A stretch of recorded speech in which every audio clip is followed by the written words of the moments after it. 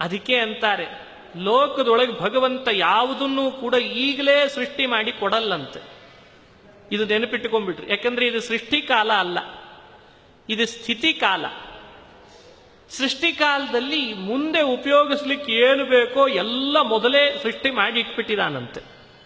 ಆದ್ರೆ ಅದು ಬೇರೆ ಬೇರೆಯವ್ರ ಕಡೆ ಉಪಯೋಗಕ್ಕೆ ಅಂತ ಕೊಟ್ಟಿರ್ತಾನೆ. ನಮ್ಮ ತನಕ ಬರಬೇಕು ಅಂದ್ರೆ ಸ್ವಲ್ಪ ತಡಿಬೇಕಾಗ್ತದೆ. ಅದಕ್ಕೆ ಯಾರನ್ನೋ ಒಬ್ಬರನ್ನು ನಿಮಿತ್ತ ಮಾಡಿಯೋ ಏನೋ ಒಂದು ಪ್ರಸಂಗವನ್ನು ಹುಟ್ಟಿ ಹಾಕಿಯೋ ನಮ್ಮ ತನಕ ಬರೋ ಹಾಗೆ ಮಾಡೇ ಮಾಡ್ತಾನಂತ. ಆದ್ರೆ ಅಷ್ಟು ಪುರುಷೋತ್ತು ನಮಗಿಲ್ಲ, ಈಗಲೇ ಕೊಡು ಅಂತ ಕೊಡ್ತೀವಿ. ಇದೇ ದಡ್ತನ. ನಮಗೆ ಅಂತ ಸೇರ್ಬೇಕಾದದ್ದು ನಮಗೆ ಸೇರೇ ಸೇರ್ತದೆ. ಯಚ್ಚಿಕೇತ ಸತ್ಯಮಿತ್ ತನ್ನ ಮೋಘಂ ವಸುಸ್ಪಾರ್ಹಂ ಉತ ಜೇತೋತ ದಾತ. ವಸುಸ್ಪಾರ್ಹಂ ಉತ ಜೇತೋತ ದಾತ. ಎಲ್ಲರಿಗೂ ಸಂಪತ್ತು, ಪದವಿ, ಅಧಿಕಾರ ಇವೆಲ್ಲವೂ ಕೂಡ ಮನಸ್ಸಿನಲ್ಲಿ ಅಭಿಲಾಷೆ ಇದ್ದೇ ಇರ್ತದೆ. ನಿಷಿದ್ಧವಾದದ್ದಲ್ಲ, ಇದು ವಿಹಿತವಾದದ್ದೇ ತಾನೆ. ಆದ್ರೆ ಇಂಥಿಂಥದ್ದು ಇವರಿಗೆ ಸಿಗಬೇಕು ಅನ್ನೋದು ಮೊದಲೇ ಭಗವಂತನ ಇಚ್ಛೆಯಲ್ಲಿ ಸಂಕಲ್ಪಿತನೂ ಆಗಿರ್ತದೆ. ಆದ್ರೆ ಅದು ಈಗಲೇ ಸಿಗಬೇಕು ಅಂತ ಹೇಳಿ ನಮ್ಮ ಹಠ, ಅದು ಆಗಲೇ ಸಿಗಬೇಕು ಅಂತ ಅವನ ಸಂಕಲ್ಪ. ಇಷ್ಟೇ ವ್ಯತ್ಯಾಸ. ಅಷ್ಟು ಪುರುಸೊತ್ತಿಲ್ಲ ನಮಗೆ. ನಮಗೆ ಈಗಲೇ ತಡಿಯೋ ಸ್ವಲ್ಪ ಹೊತ್ತು ಅವ ಉಪಯೋಗಿಸ್ತಿದ್ದಾನೆ, ಮುಗಿಲಿ ನಿನಗೆ ಕೊಡ್ತೀನಿ ಅಂತ. ಯಚ್ಚಿಕೇತ ಸತ್ಯಮಿತ ತನ್ನ ಮೋಘಂ ವಸುಸ್ಪಾರ್ಹಂ ಉತ ಜೇತೋತ ದಾತ.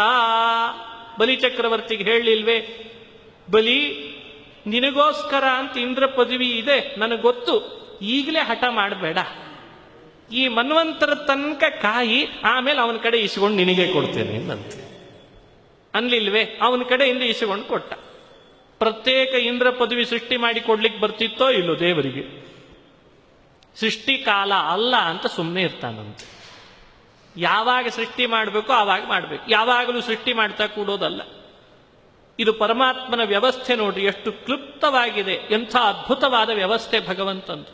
ಹೀಗಾಗೇನೆ ಅರ್ಜುನನಿಗೆ ಹೊಸ ಒಂದು ರಥನೇ ತರಬಹುದಾಗಿತ್ತು. ಹೊಸ ರಥ ಸೃಷ್ಟಿ ಮಾಡ್ಲಿಕ್ಕೆ ಬರ್ತಿರ್ಲಿಲ್ವೇ ಕೃಷ್ಣನಿಗೆ? ಹೊಸ ರಥ ಸೃಷ್ಟಿ ಮಾಡ್ತಿದ್ದ, ಹೊಸ ಬಿಲ್ಲು ಸೃಷ್ಟಿ ಮಾಡ್ತಿದ್ದ, ಹೊಸ ಬತ್ತಳಿಕೆಯನ್ನು ತಂದು ಕೊಟ್ಬಿಡ್ತಿದ್ದ, ಹೋಗುವ ಅಗ್ನಿಗೇನೋ ಅನುಕೂಲ ಮಾಡಿಕೊಡು ಅನ್ಬೋದಾಗಿತ್ತು. ಹಾಗಲ್ಲ ಅಂತಾನೆ ಕೃಷ್ಣ. ಯಾವ್ಯಾವುದನ್ನ ಯಾರ್ಯಾರಿಗೆ ಅಂತಿದೆಯೋ ಅದು ಮೊದಲೇ ಸೃಷ್ಟಿ ಮಾಡಿಬಿಟ್ಟಿದ್ದೇನೆ. ಅವರವರು ಅದನ್ನು ಅನುಭವಿಸುವ ಕಾಲ ಅದು ಬೇರೆ ಬೇರೆ ಇರ್ತದೆ. ನೀನು ಸ್ವಲ್ಪ ದಿವಸ ಅನುಭವಿಸು, ತಡೆದು ಕೂಡಲೇ ನಿನ್ನ ಹತ್ರ ಇಸ್ಕೊಳ್ತೇನೆ, ಅವನಿಗೆ ಕೊಡ್ತೇನೆ. ನೀನು ಅನುಭವಿಸು, ನಿಂದ ಆಗ್ತದೆ ಅಂದ ಕೂಡಲೇ ತೆಗೆದು ಅದನ್ನು ಇನ್ನೊಬ್ಬರಿಗೆ ಕೊಡ್ತೇನೆ. ಈ ವ್ಯವಸ್ಥೆಯನ್ನು ಅರ್ಥ ಮಾಡಿಕೊಂಡ್ರೆ ದೇವರ ಮೇಲೆ ಯಾರು ಬೆರಳು ಮಾಡೋಲ್ಲ. ಅದಕ್ಕೆ ಹೇಳಿದೆ ಅಷ್ಟೆ. ಎಲ್ಲರೂ ದೇವ್ರ ಮೇಲೆ ಬೆರಳು ಮಾಡ್ತಾ ಕೂತ್ರೆ ಏನರ್ಥ? ಇನ್ನೂ ಯಾಕೋ ದೇವ್ರ ನಮ್ಮ ಮೇಲೆ ಕಣ್ಣು ತೆಗೆದಿಲ್ಲ ಅಂತಿರ್ತಾರೆ. ಹಣೆ ಬಾರ, ಅವ ಕಣ್ಣು ತೆಗೆದಿದ್ರೆ ನೀ ತೆಗಿತಿದ್ಯಾ? ಅರ್ಥ ಮಾಡ್ಕೊಳ್ಬೇಕಾದ ಸಂಗತಿ.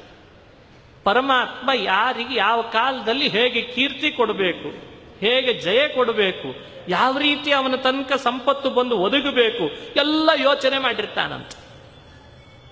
ಇದನ್ನು ತಿಳಿಲಿ ಅಂಥೇಳಿ ಮಹಾಭಾರತ, ರಾಮಾಯಣ, ಎಲ್ಲ ಇತಿಹಾಸ ಪ್ರಪಂಚ, ವೇದಗಳು ಹೊರಟದ್ದೇ ಈ ತಿರುಳನ್ನು ತಿಳಿಸ್ಲಿಕ್ಕೋಸ್ಕರವಾಗಿ.